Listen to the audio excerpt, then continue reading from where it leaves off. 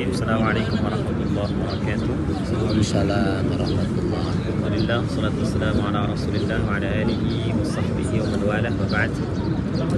Saudariku dimanapun teman berada, semoga kita semua senantiasa diliputi oleh rahmat, kasih sayang, karunia dan keberkahan si Allah Subhanahu wa taala. Setiap insan tentu saja selalu mengharapkan hal-hal yang tadi kita sebutkan. Kasih sayang, karunia, bertambahnya nilai-nilai kebaikan yang disebut dengan berkah itu. Untuk itu Allah Subhanahu wa taala membentangkan kesempatan yang sangat luas bagi kita hambanya untuk memohon kepada Allah petunjuk, kemudahan, kelancaran, bahkan perlindungan untuk menggapai apa yang tadi diharapkan. Di antara bentangan itu ada yang bersifat waktu, ada yang bersifat tempat. Bahkan dalam hal waktu, Allah Subhanahu wa taala membentangkan kepada kita dari mulai waktu harian, siangnya ada, malamnya ada, bahkan dari subuh sampai dengan kita tertidur kembali. Ada yang sifatnya pekanan, di Jumat itu kita dibentangkan. Ada yang sifatnya bulanan, bahkan ada yang sifatnya tahunan. Semua akumulasi dari waktu harian itu kemudian menjadi waktu pekanan, waktu bulanan, dikumpulkanlah dalam satu bulan yang disebut dengan Ramadan.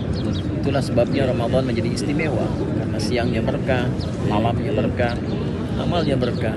Energi kita walaupun makannya sedikit itu bisa digunakan untuk meningkatkan banyak ibadah.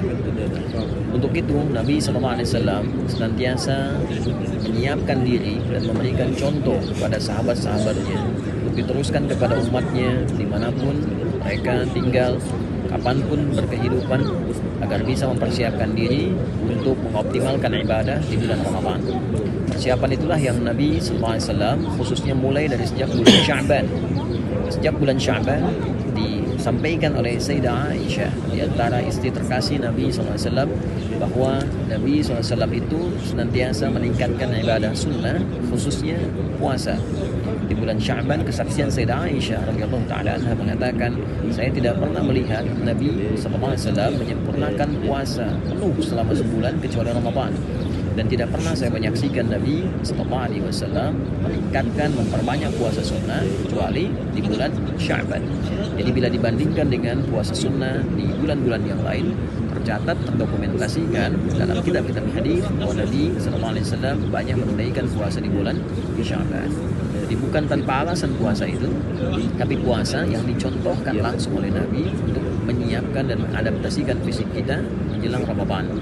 Jadi puasa bukan hanya melatih kita tahan lapar dan haus, tapi puasa juga melatih kita untuk meningkatkan kedekatan kita dengan Allah Subhanahu wa taala. Untuk itulah orang yang membiasakan puasa di bulan Sya'ban, secara fisik Ramadan tidak akan kaget.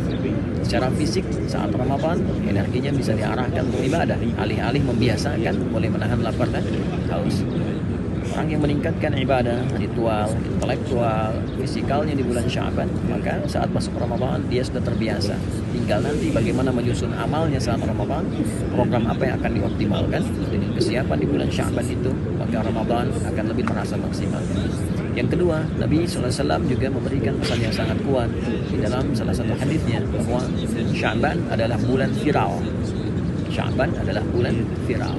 Viral diangkatnya amalan di hadapan Allah Subhanahu wa taala. Jadi Nabi mengatakan, saya menginginkan dan sangat mencintai saat bulan Sya'ban itu begitu amal saya diangkat, saya dalam keadaan yang baik.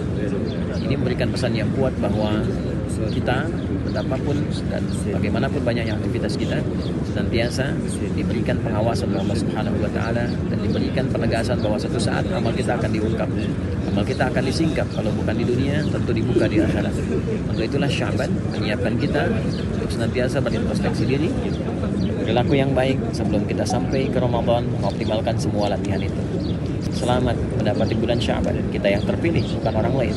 Untuk itulah kita buktikan di hadapan Allah Subhanahu wa taala, kita bisa menjadi lebih baik, menyiapkan diri lebih mulia, dan kita songsong Ramadan, mudah-mudahan berkah untuk semua. اللهم بارك لنا في شعبان وبلغنا رمضان. اللهم بارك لنا في شعبان وبلغنا رمضان. اللهم بارك لنا في شعبان وبلغنا رمضان. وصلى الله على سيدنا محمد وعلى آله وصحبه أجمعين. الحمد لله رب العالمين. Ali Hidayat, Masjidil Haram, Makkah Mukarramah. Assalamualaikum warahmatullahi wabarakatuh. Waalaikumsalam.